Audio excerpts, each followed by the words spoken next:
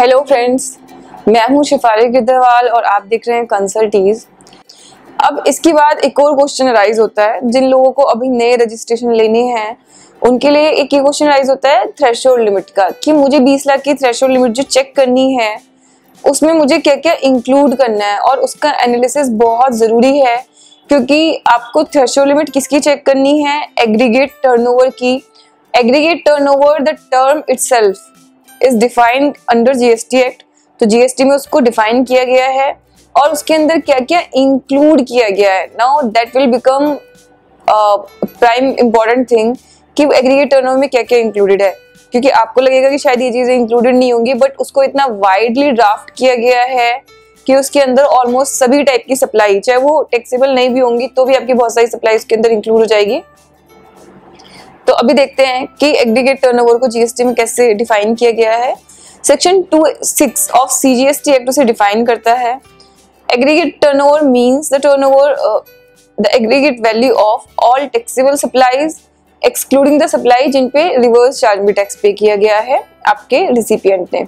Exempt supplies, interstate supplies लिखने की जरूरत नहीं थी, एक पैन के अंदर इंटरस्टेट सप्लाई आप वैसे भी इंक्लूड करते। एक्सपोर्ट ऑफ गुड्स और सर्विसेज और बोथ, तो मेन इसमें क्या क्या इंक्लूड किया गया, आपकी टैक्सेबल सप्लाई भी, एग्जेम्प्ट सप्लाई भी, एक्सपोर्ट्स भी, गुड्स और सर्विसेज दोनों के। और अगर कोई इंटरस्टेट सप्लाई है तो सिर्फ टैक्सेस को एक्सक्लूड करना है। कौन से टैक्स को? सिर्फ जीएसटी वाले टैक्स को। तो इफ यू विल सी, यहाँ पे उन्होंने बोला है central tax, state tax, union territory tax and integrated tax, इन सबको आपको इंक्लूड करना है, इन सबको एक्सक्लूड करना है, सॉरी। इसके अलावा अगर कोई टैक्स है तो उसको आपको इंक्लूड करना होगा। अब एग्रीगेट टर्नओवर में सिंपली उन्होंने लिख दिया, टैक्सेबल टर्नओवर आपको समझ में आ गई। अब एग्जेम्प्ट टर्नओवर का मीनिंग क्या है? What is the meaning of exempt turnover? वो हमारे लिए चेक करना बहुत जरूरी है। तो वो हम देखते हैं कि जीएसटी एग्जेम्प्ट टर्नओवर को किस तरीके से डिफाइन कर रहा है। Section 247 of CGST act define करता है द टर्म एग्जेम्प्ट सप्लाईज, यानी कि exempt turnover, supply of any goods और सर्विसेज और both which attracts nil rate of tax. आपकी टैक्स रेट की एक लिस्ट अवेलेबल है, उसमें जितनी भी नील रेट ऑफ टैक्स वाली सप्लाईज हैं वो सारी की सारी सप्लाईज आपकी एग्जेम्प्ट सप्लाईज मानी जाएंगी। नेक्स्ट, विच में be wholly exempt from tax under section 11। Section 11 एक इनेबलिंग प्रोविजन है जो गवर्नमेंट को राइट देता है कि वो एग्जेम्प्ट कर सकती हैं सम पर्टिकुलर सप्लाईज को, ऑल्दो उसमें अभी तक कुछ कवर्ड नहीं है, तो वो सारी की सारी आपकी एग्जेम्प्ट सप्लाई होंगी। नेक्स्ट, अंडर सेक्शन 6, मतलब जो आपका सेक्शन 11 सीजीएसटी एक्ट का है उसका सेम रेप्लिका सेक्शन 6 है आपका आईजीएसटी एक्ट का। And include non taxable supply. Now this term is very important कि नॉन टैक्सेबल सप्लाई से मेरा क्या मतलब है। अब उसको भी देखते हैं कि लॉ ने नॉन टैक्सेबल सप्लाई को किस तरीके से डिफाइन किया है। Non taxable supply includes supply of goods or services or both which is not leviable to tax under this act or under the IGST act. Now this thing is very critical. So the supplies which are not even leviable to tax, तो अब तक क्या पूरे aggregate turnover में include हो गया? Taxable हो गया, जिसको एग्जेम्प्ट कर रखा है, जो नील रेटेड है, ठीक है, एग्जेम्प्ट गवर्नमेंट ने एग्जेम्पशन नोटिफिकेशन लाके एग्जेम्प्ट किया, जो नील रेटेड है वो भी इंक्लूड करनी है, यानी कि टैक्सेबल हो गई, नॉन टैक्सेबल हो गई, नील रेटेड हो गई। देन नॉन टैक्सेबल को जब उन्होंने डिफाइन किया तो उन्होंने क्या लिखा? Which are not even leviable to tax under this act, यानी कि एल्कोहलिक लिकर, जैसे कि आप जानते हो जीएसटी में not leviable to tax, it is out of the preview of GST. Still आप अगर एल्कोहलिक लिकर में डील कर रहे हो और आप कोई और काम भी कर रहे हो जिसकी वजह से आपके ऊपर एक लायबिलिटी आ गई, आपने कोई टैक्सेबल सप्लाई कर दी, तो आपको रजिस्ट्रेशन लेना पड़ सकता है। इसके कुछ प्रैक्टिकल केसेस हम देखेंगे 2-3। First of all, let's suppose आपकी टैक्सेबल सप्लाई 10 लाख की है, देन आपकी sale of exempted goods 5 lakh की है, then sale of nil rated supply आपकी 5 लाख की है, तो आपकी टोटल टर्नओवर यहाँ पे कितनी हो गई? 20 लाख। 20 लाख में एग्जेम्प्टेड भी ऐड करनी है और मुझे एग्रीगेट टर्नओवर देखने के लिए नील रेटेड भी ऐड करनी है, तो 20 लाख थ्रेशोल्ड क्रॉस हो गई, you will have to take registration. Next practical case देखते हैं। अब let's suppose you are a alcoholic liquor, क्या आप डीलर हो। Now sale of liquor is let's say 5 crore and sale of nil rated supply कुछ नहीं है, कोई बात नहीं, 0 रखा है इसमें क्योंकि जरूरत नहीं पड़ेगी उसकी। Then sale of empty container, that is ₹100।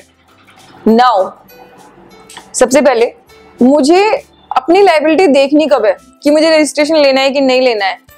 Registration के सेक्शन में एक जगह लिखा है कि अगर आप कंप्लीटली एग्जेम्प्टेड गुड्स कर रहे हो तो आपको रजिस्ट्रेशन लेना ही नहीं है। लेकिन जिस दिन आपने ₹1 की भी टैक्सेबल सप्लाई की, सबसे पहले आपको अपनी लायबिलिटी चेक करनी है, क्योंकि अब आप ना लेने वाले से बाहर तो निकल गए, अभी लेने वाले में एंटर कर गए कि नहीं कर गए, that you will have to check. अब लेट्स सपोज आपने ₹100 का एम्प्टी कंटेनर बेचा which is a taxable supply. अब उस कंटेनर के साथ में आपकी ₹5 करोड़ का लिकर भी था। तो जब आप एग्रीगेट टर्नओवर, क्योंकि अब मैंने 1 पैसे की टैक्सेबल सप्लाई कर दी तो मुझे चेक करना पड़ेगा भाई मेरी एग्रीगेट टर्नओवर कहीं एक्सीड तो नहीं कर रही है। और जब आप चेक करोगे तो एग्रीगेट टर्नओवर में आप ₹100 ऐड करोगे, बिल्कुल करोगे। कोई एग्जेम्प्टेड सप्लाई है करेंगे ऐड, बिल्कुल करेंगे। नील रिलेटेड है वो भी करेंगे। Now the supply which is not leviable to tax under GST, that is alcoholic liquor, जिसकी जीएसटी में लेवी भी नहीं है, आप उसको भी इंक्लूड करोगे। So now you can understand कि आपने सिर्फ ₹100 का एम्प्टी कंटेनर बेचा और आप पे रजिस्ट्रेशन की लायबिलिटी आ गई। यहाँ पे मैं आपको ये जरूर क्लियर करूंगी कि रजिस्ट्रेशन लेने का मतलब ये नहीं है कि आपकी सारी सप्लाई टैक्सेबल हो गई। Now that is another important thing. जैसे एग्रीकल्चरिस्ट है, एग्रीकल्चरिस्ट को गवर्नमेंट ने रजिस्ट्रेशन लेने से मना कर दिया कि if you are an agriculturist to the extent of your agricultural activity you are not required to take registration.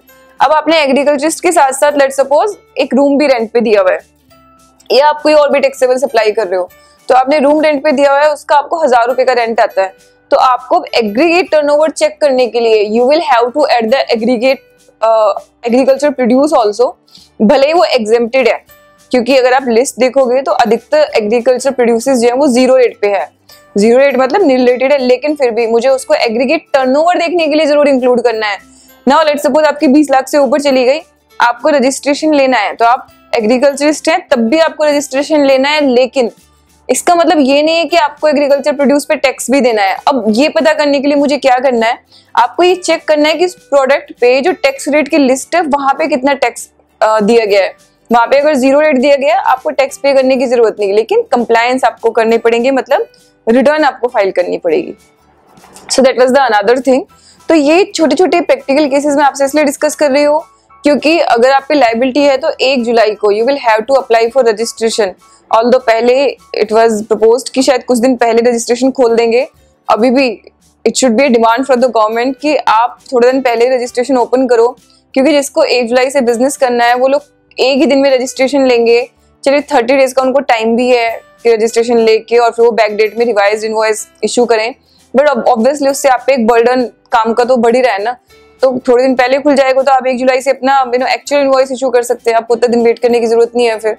तो this could be a demand. तो ये कुछ प्रैक्टिकल केसेस थे जो मैं आपसे डिस्कस करना चाहती थी, क्योंकि बहुत सारे लोग वेट कर रहे हैं कि 1 जुलाई आएगा तो शायद हमको रजिस्ट्रेशन लेना पड़ेगा, क्योंकि हर कोई माइग्रेट नहीं हो रहा है और कई लोग ऐसे भी हैं क्योंकि थ्रेशोल्ड लिमिट की वजह से या जो पुराने लॉ में डेफिनेशंस थे वो चेंज थे तो उनके ऊपर लायबिलिटी नहीं थी, बट अब now they will have to check कि मुझ पे रजिस्ट्रेशन की लायबिलिटी तो नहीं है कहीं जीएसटी के अंदर।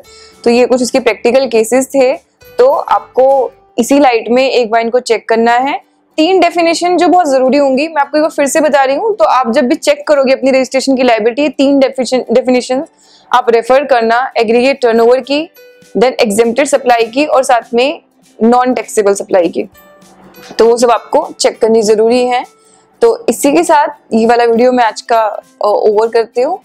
Thank you so much for watching the channel. ऐसे हमारे चैनल को देखते रहिए, सब्सक्राइब करते रहिए। साथ में आपकी जितनी भी क्वेरीज और जितने भी क्वेश्चंस हैं वो हमसे पूछ सकते हैं मेल के थ्रू या फिर कमेंट में भी। और कई बार क्योंकि अब क्वांटम बहुत ज्यादा हो गया है तो कई बार आंसर करने में डिले होता है, बट फिर भी हम लोग कोशिश करते हैं कि जब तक आंसर ना हो तब तक आपके मेल्स को हम लोग अनरीड रखते हैं, आपके कमेंट्स को हम लोग पेंडिंग में रखते हैं, इसीलिए कि मे बी 4 दिन 5 दिन या मे बी अ वीक जब भी आपको रिप्लाई हम लोग कर सकें, बट कोशिश करते हैं कि हर किसी की रिप्लाई हम जरूर करें।